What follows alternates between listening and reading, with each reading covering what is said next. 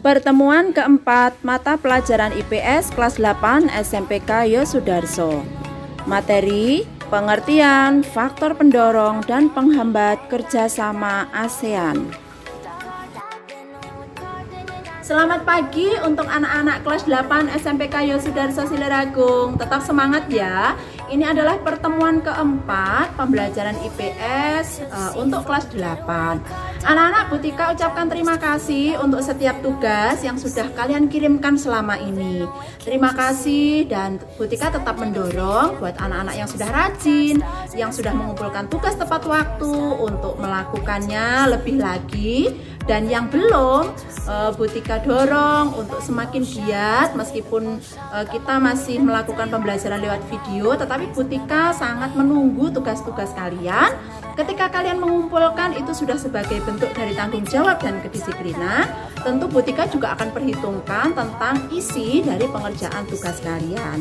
Baik anak-anak, itu yang Bu Tika sampaikan mengenai tugas. Dan untuk selanjutnya silahkan anak-anak simak materi untuk pertemuan kali ini, tujuan pembelajaran, dan juga kita akan memperhatikan bersama-sama untuk tayangan pembelajaran minggu ini. Dan di akhir video untuk pertemuan kali ini pun Bu Tika tetap berikan anak-anak tugas sebagai bentuk anak-anak timbal balik di dalam melakukan pembelajaran ini. Dari pengerjaan tugas-tugaslah Bu Tika akan mengetahui seberapa kalian bisa memahami dan bisa menyerap pelajaran ini. Baik anak-anak, pada akhirnya Bu Tika ucapkan selamat belajar, tetap sehat, tetap semangat, terus kejar cita-cita kalian, dan sampai bertemu di video pembelajaran selanjutnya. Tujuan pembelajaran pertemuan ini adalah siswa dapat memahami pengertian, faktor pendorong dan penghambat kerjasama ASEAN. Anak-anak, dalam materi ini kita perlu mengingat kembali tentang pengertian interaksi antar negara ASEAN. Nah, interaksi antar negara ASEAN itu adalah peristiwa saling mempengaruhi antar negara-negara ASEAN. Nah, di dalam interaksi ini ya, agar interaksi ini berlangsung, maka dibutuhkan adanya kerjasama antar negara-negara ASEAN.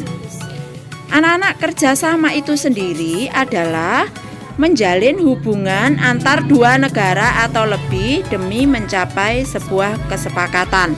Diingat-ingat ya ini.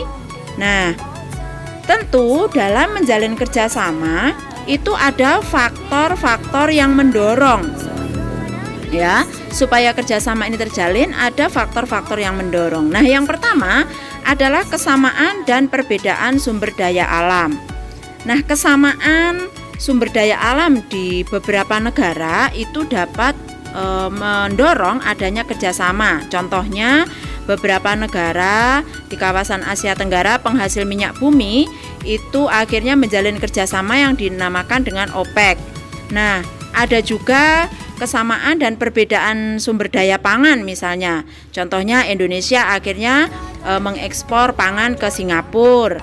Nah, terus Indonesia juga mendatangkan atau mengimpor beras misalkan dari Myanmar. Nah, ini karena masing-masing negara memiliki kesamaan dan perbedaan sumber daya alam ya.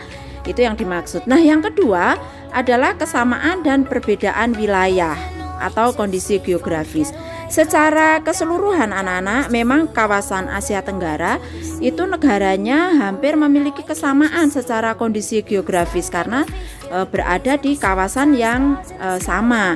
Tetapi tidak menutup kemungkinan tetap di negara-negara kawasan Asia Tenggara ini pun memiliki perbedaan. Nah, ini akhirnya mendorong untuk mengadakan kerjasama. Jadi perbedaan dan kesamaan wilayah ya.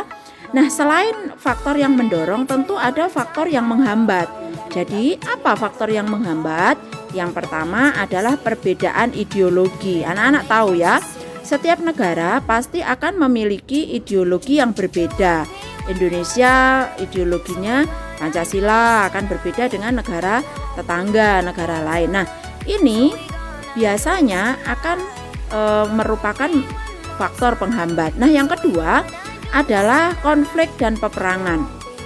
Kalau ada negara yang timbul konflik atau peperangan, tentu ini akan menjadi faktor yang menghambat terjadinya kerjasama, ya. Masalah-masalah yang terjadi sampai peperangan itu akan membuat kerjasama menjadi terhambat. Nah, yang ketiga adalah kebijakan protektif.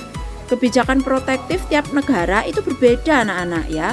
Contohnya, misalkan satu negara tidak menerima kiriman dari negara lain, tidak mau menerima kiriman dari negara lain. Misalkan Myanmar karena sudah banyak berasnya nggak mau menerima dari Indonesia, atau sebaliknya Indonesia tidak mau menerima minyak, misalkan kiriman minyak atau impor minyak dari Brunei Darussalam.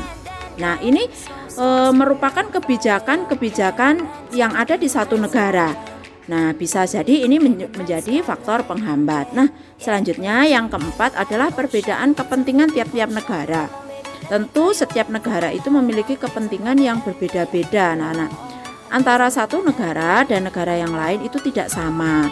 Nah, oleh sebab itu hal inilah yang juga menjadi faktor penghambat dari kerjasama antara negara-negara ASEAN. Nah, anak-anak, demikianlah pembahasan kita mengenai materi ini. Sekarang perhatikan, di penghujung pembelajaran ini ada tugas untuk kalian.